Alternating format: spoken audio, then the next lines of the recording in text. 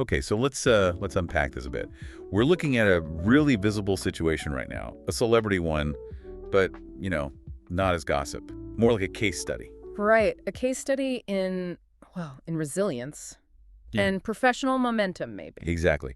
We're talking about Nicole Kidman, specifically what's been happening since the reports of her split from Keith Urban after, 19 years? 19 years, yeah. And the report suggests the split itself was only about maybe 6 weeks before all this kicked off. So our mission here really is to look at how quickly she acted and, the direction she took. It's kind of like she's rewriting the art of bouncing back after a huge life shakeup Yeah. and doing it right out in the open. Totally in the open. And the speed, like you said, leaving a marriage that long. 19 years is... It's huge.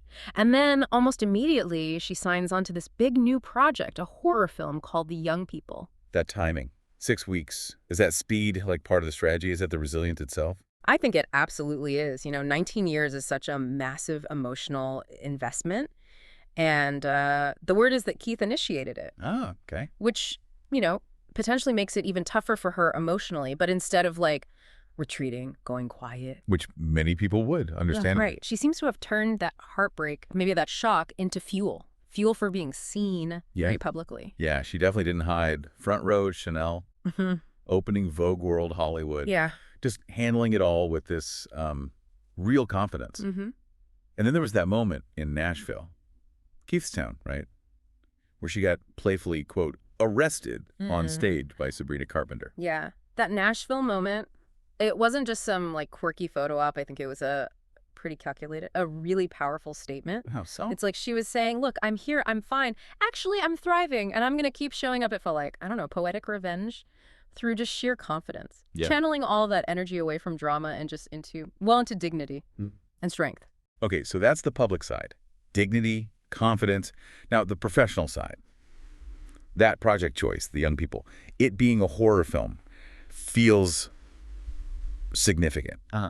Because if you think back, after the Tom Cruise split, which was obviously huge and very public, what did she do? The Others, another horror film. Exactly. The Others. It's a pattern, isn't it? It really is. It's fascinating. It's almost like she uses these intense acting roles, this kind of storytelling, as, maybe a form of therapy. Okay. Horror, specifically.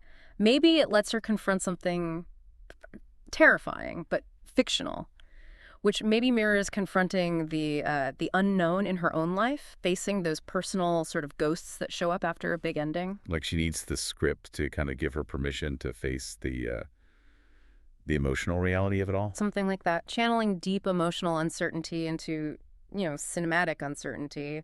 It's a way to process, maybe. It's not just the young people. I mean, the sheer volume of work she's committed to is kind of staggering. Oh, totally. You've got Scarpetta, Margot's got Money Trouble, Big Little Lies. Season 3 is still on the cards, apparently. And that new legal thriller with Elle Fanning. Right. It's a lot. Yeah. This massive list. It kind of demonstrates what you were calling emotional inertia. Can you explain that a bit more? Yeah, emotional inertia. The idea is basically just keeping yourself moving, working, creating, focusing outward. It's a way to stop yourself from, spiraling downwards after a shock. If you stop moving, if you stay still, you risk kind of collapsing under the weight of it all. So this activity, the sheer volume, it builds momentum. It forces her path forward towards feeling, alive again, whole. Emotional inertia. It's a great phrase. But, okay, playing devil's advocate for a second. Could it just be high-level avoidance? Like, is being that busy really productive healing? Or is it just putting off the crash? That's a really fair question. It could be for some people, but I think if you look at the way she's doing it, the outcome, this activity means she controls her own story. Yeah. By focusing on dignity, on her work, she stops the world defining her just by the marriage ending. She's basically saying, I choose me. I'm writing the next chapter. Yeah. And I think that really sums up the core lesson here, maybe for anyone listening, that the best resilience can sometimes look like. Peace, yes, but also intense productivity. A real commitment to defining yourself even when you're hurting deep down. Healing can be, classy, productive, and maybe just the right amount of cinematic, like you said. It shows you don't always need to slow down to heal. Sometimes maybe you need to speed up. Exactly. Accelerate into the next phase. And here's maybe the really interesting thought for you listening right now.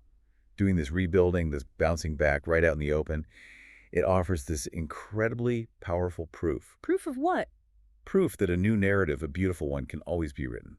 It gives hope, doesn't it? Hope to anyone who's facing loss or just got hit by a massive curveball. Proof that you can write a whole new story no matter what just fell apart, 6 weeks ago.